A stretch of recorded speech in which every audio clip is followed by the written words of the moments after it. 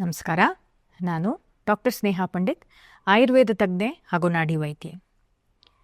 ನಮ್ಮೆಲ್ಲರಿಗೂ ಬೆಳಗ್ಗೆ ತಿಂಡಿ ಹೆಲ್ದಿಯಾಗಿ ತೊಗೋತೀವಿ, ಮಧ್ಯಾಹ್ನ ಊಟ ಸ್ವಲ್ಪ ಕಾನ್ಷಿಯಸ್ ಆಗಿ ಹೆಲ್ದಿನೇ ತೊಗೋತೀವಿ, ಮತ್ತು ರಾತ್ರಿ ಊಟನೂ ಅಷ್ಟೇ ಯಾವ್ದಾದ್ರು ಆರೋಗ್ಯಕರ ರೆಸಿಪಿನ ನೋಡ್ಕೊಂಡು ಮಾಡ್ಕೊಳ್ಳೋಣ ಅಂತ ಮಾಡ್ತೀವಿ.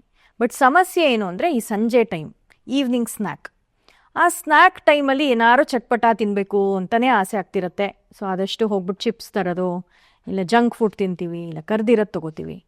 ಆ ಟೈಮಲ್ಲಿ ಹೆಲ್ದಿ ವೇ, ಆರೋಗ್ಯಕರವಾದದ್ದು ಬಟ್ ಚಟ್ಪಟ ಇರೋದು, ಆ ಥರದ್ದು ಒಂದು ಹಣ್ಣಿನ ಕೋಸಂಬರಿ ಇವತ್ತು ನಾವು ನಿಮಗೆ ತೋರಿಸ್ತಾ ಇದ್ದೀವಿ.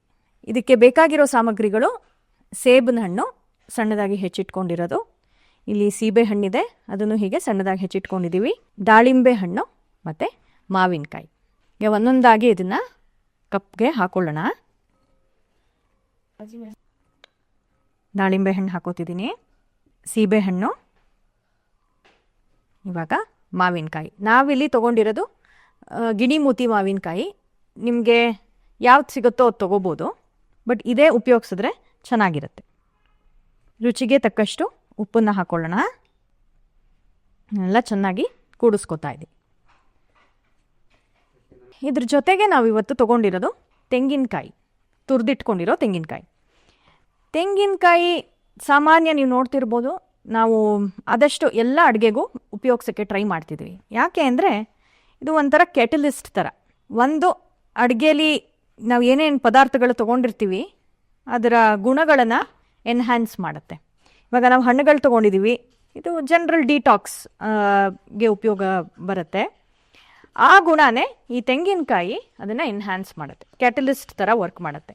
ಹಾಗಾಗಿ ಆದಷ್ಟು ನೀವು ಆಗಿಂದಾಗೆ ನಿಮ್ಮ ಅಡುಗೆಗಳಿಗೆ ಯಾವುದಕ್ಕೆ ಸಾಧ್ಯನೋ ಅದಕ್ಕೆ ನೀವು ತೆಂಗಿನಕಾಯಿನ ಚೆನ್ನಾಗಿ ಬಳಸೋದಕ್ಕೆ ಟ್ರೈ ಮಾಡಿ. ಒಂದು ಸ್ವಲ್ಪ ಕೊತ್ತಂಬರಿ ಸೊಪ್ಪು ಹಾಕೋತಾ ಇದ್ದೀನಿ. ಇದನ್ನೆಲ್ಲ ಚೆನ್ನಾಗಿ ಕೂಡಿಸ್ಕೊಳ್ಳಿ. ಇದಕ್ಕೆ ಬೇಕಾದರೆ ನೀವು ಖಾರ ಜಾಸ್ತಿ ಬೇಕಾದವರು ಅಚ್ಕಾರದ ಪುಡಿ ಹಾಕೋಬೋದು, ಇಲ್ಲ ಚಾಟ್ ಮಸಾಲ ಇಷ್ಟ ಆದರೆ ಅದನ್ನು ಹಾಕೋಬೋದು. ಇಲ್ಲಿ ನಾನೇನು ಹಾಕಿಲ್ಲ. ಇವಾಗ ಇದಕ್ಕೊಂದು ಒಗ್ಗರಣೆ ಹಾಕೊಳ್ಳೋಣ. ಇದರಲ್ಲಿ ನಾವು ಒಂಚೂರು ಎಣ್ಣೆ ತೊಗೊಂಡಿದ್ದೀವಿ, ಮತ್ತು ಒಂಚೂರು ಸಾಸಿವೆ ಹಾಕಿ ಸಿಡಿಸಿಟ್ಕೊಂಡಿದ್ದೀವಿ. ಇದಕ್ಕೆ ನಾನು ಖಾರಕ್ಕೆ ಒಂಚೂರು ಹಸಿರು ಮೆಣಸಿನ್ಕಾಯಿನ ಹಾಕೋತಾ ಇದ್ದೀನಿ. ಒಂದು ಸ್ವಲ್ಪ ಇಂಗನ್ನು ಹಾಕೊಳ್ಳಿ. ಮತ್ತು ನಾವು ಆದಷ್ಟು ಎಲ್ಲ ವೀಡಿಯೋಗಳಲ್ಲೂ ಇದನ್ನು ಹೇಳಕ್ಕೆ ಟ್ರೈ ಮಾಡ್ತಿದ್ದೀವಿ, ಆದಷ್ಟು ಈ ಥರ ಕಬ್ಬಿಣದ ಬಾಣಲೆಯಲ್ಲಿ ನೀವು ಒಗ್ಗರಣೆನ ಹಾಕ್ಕೊಂಡ್ರೆ ಅದು ತುಂಬ ಬೆನಿಫಿಟ್ಸ್ ಜಾಸ್ತಿ. ರಕ್ತ ಶುದ್ಧಿಗೆ ಯಾವಾಗಲೂ ಕಬ್ಬಿಣದ ಬಾಣಲೆನೇ ಉಪಯೋಗಿಸಿ. ಇವಾಗ ಇದನ್ನೆಲ್ಲ ಚೆನ್ನಾಗಿ ಕೂಡಿಸ್ಕೊಳ್ಳೋಣ. ಮಕ್ಕಳು ಸ್ಕೂಲಿಂದ ಬಂದ ತಕ್ಷಣ ಒಂದು ಬೋಲಲ್ಲಿ ಇದನ್ನು ಇಟ್ಟು ಕೊಟ್ಬಿಡ್ಬೋದು. ನಾನು ಸ್ವಲ್ಪ ಕೊತ್ತಂಬರಿ ಸೊಪ್ಪು ಹಾಕೋತಾ ಇದ್ದೀನಿ. ನೋಡೋಕ್ಕೂ ಮಕ್ಕಳಿಗೆ ಕಲರ್ಫುಲ್ಲಾಗಿ ಕಾಣಿಸುತ್ತೆ, ಅಟ್ರಾಕ್ಟಿವ್ ಆಗಿದೆ. ಮಕ್ಕಳು ಖುಷಿಯಾಗಿ ಒಂದೇ ಹಣ್ಣು ಕೊಟ್ಟು ತಿನ್ನು ಅಂದರೆ ತಿನ್ನಲ್ಲ. ಈ ಥರ ಏನಾದರೂ ಮಾಡಿಕೊಟ್ರೆ ಮಕ್ಕಳು ಖುಷಿಯಾಗಿ ತಗೋತಾರೆ. ಸಾಮಾನ್ಯ ನಾವು ಸಂಜೆ ಆಗ್ತಿದ್ದಂಗೆ ನಮಗೆ ಕಾಫಿ ಅಥವಾ ಟೀ ಕುಡಿಬೇಕು ಅಂತ ಅನಿಸುತ್ತೆ. ಅಂದರೆ ಆ ಟೈಮಲ್ಲಿ ಸ್ವಲ್ಪ ನಿದ್ದೆ ಬರೋ ಟೈಮು, ನಿದ್ದೆ ಎಳೆಯುತ್ತೆ, ದಿನ ಇಡೀ ಕೆಲಸ ಮಾಡಿ ಸುಸ್ತಾಗಿರುತ್ತೆ. ಸೊ ಬಿಸಿ ಬಿಸಿಯಾಗಿ ಏನಾದ್ರು ತೊಗೋಬೇಕು ಅನಿಸ್ತಿರುತ್ತೆ. ನಾವು ಕಾಫಿನೋ ಟೀನೋ ತೊಗೊಳಕ್ಕೆ ಹೋಗ್ತೀವಿ. ಅದ್ರ ಬದಲು ನಾವಿವತ್ತು ಇದ್ರ ಜೊತೆಗೆ ಅಂತಲ್ಲ, ನೀವು ಹಾಗೇನೂ ತೊಗೋಬೋದು, ಒಂದು ಕಷಾಯ ಮಾಡಿ ತೋರಿಸ್ತಾ ಇದ್ದೀವಿ. ಇದು ಮಾಗ್ಲಿ ಬೇರು. ಇದನ್ನು ನಾವು ಚೆನ್ನಾಗಿ ತೊಳೆದಿಟ್ಕೊಂಡಿದ್ದೀವಿ. ಮೊದಲದಾಗಿ ಇದರದ್ದು ಸಿಪ್ಪೆ ತೆಕ್ಕೊಳ್ಳೋಣ. ಮಾಗ್ಲಿ ಬೇರು ನ್ಯಾಚುರಲ್ ಡಿಟಾಕ್ಸಿಫಿಕೇಷನ್ಗೆ ಹೆಲ್ಪ್ ಮಾಡುತ್ತಿದ್ದು, ನ್ಯಾಚುರಲ್ ಡಿಟಾಕ್ಸಿಫೈಯರ್ ಇದು. ಆಮೇಲೆ ಬ್ಲಡ್ ಪ್ಯೂರಿಫೈ ಮಾಡುತ್ತೆ, ರಕ್ತನ ಶುದ್ಧಿ ಮಾಡುತ್ತೆ. ಹಾಗಾಗಿ ಇದನ್ನು ಆದಷ್ಟು ಆಗಿಂದಾಗೆ ಬಳಕೆ ಮಾಡಿದ್ರೆ ತುಂಬ ಒಳ್ಳೆಯದು. ನ್ಯಾಚುರಲ್ಲಾಗಿ ನೀವು ಬ್ಲಡ್ನ ಪ್ಯೂರಿಫೈ ಮಾಡ್ಕೋಬೋದು ಈ ಒಂದು ಬೇರಿಂದ. ಇದನ್ನು ಸಣ್ಣದಾಗಿ ಹೆಚ್ಕೊಳ್ಳೋಣ. ಇದನ್ನು ನಾನು ಜಜ್ಕೊಡ್ತಾ ಇದ್ದೀನಿ. ಇದನ್ನು ಚೆನ್ನಾಗಿ ಹೀಗೆ ಅದು ರಸ ಬಿಟ್ಕೊಳ್ಳೋವರೆಗೂ ನೀವು ಜಜ್ಜಿ. ತೀರಾ ಅದನ್ನು ಪೇಸ್ಟ್ ಏನು ಮಾಡಬೇಕಾಗಿಲ್ಲ, ಇಷ್ಟು ಜಜ್ಜಿಕೊಂಡ್ರೆ ಸಾಕು. ಇವಾಗ ಇದನ್ನು ಕುದೀತಿರೋ ನೀರಿಗೆ ಹಾಕೊಳ್ಳೋಣ. ಇವಾಗ ನೀರು ನಾವು ಆಲ್ರೆಡಿ ಕಾಯಕ್ಕೆ ಇಟ್ಕೊಂಡಿದ್ದೀವಿ. ಇಲ್ಲಿ ಕುಟ್ಟಿಟ್ಕೊಂಡಿರೋ ಮಾಗ್ಲಿ ಬೇರನ್ನ ಇದನ್ನು ಹಾಕೊಳ್ಳೋಣ. ಹಾಕಿ ಇದನ್ನು ಚೆನ್ನಾಗಿ ಕುದಿಸ್ಕೊಳ್ಳೋಣ. ಇದು ಚೆನ್ನಾಗಿ ಕುದೀಲಿ ಒಂದು 2 ನಿಮಿಷ.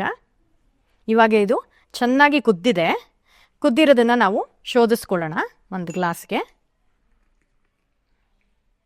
ಇದು ನ್ಯಾಚುರಲಿ ಒಳ್ಳೆ ಬಣ್ಣ.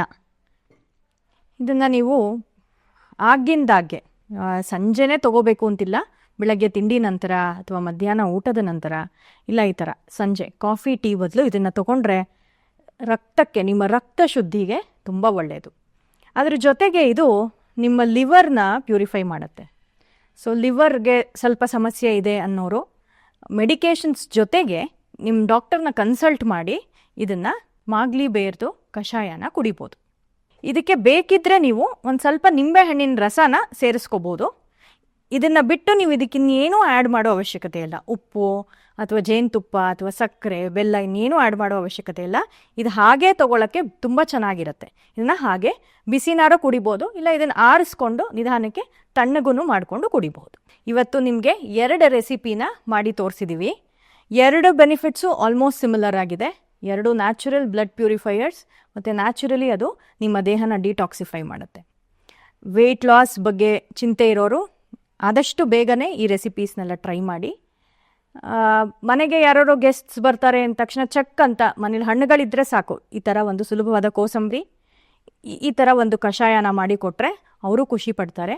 ಇವಾಗ ಎಲ್ಲರೂ ಹೆಲ್ತ್ ಕಾನ್ಷಿಯಸ್ ಆಗಿರೋದ್ರಿಂದ ಇವೆರಡೂ ಅಡುಗೆಗಳು ನಿಮಗೆ ಇಷ್ಟ ಆಗುತ್ತೆ ಅಂತ ಭಾವಿಸ್ತಾ, ದಯವಿಟ್ಟು ನಿಮಗೆ ಇಷ್ಟ ಆಗಿದ್ದಲ್ಲಿ ಕಮೆಂಟ್ ಸೆಕ್ಷನಲ್ಲಿ ನಮಗೆ ಕಮೆಂಟ್ ಮಾಡ್ತಾ ತಿಳಿಸಿ.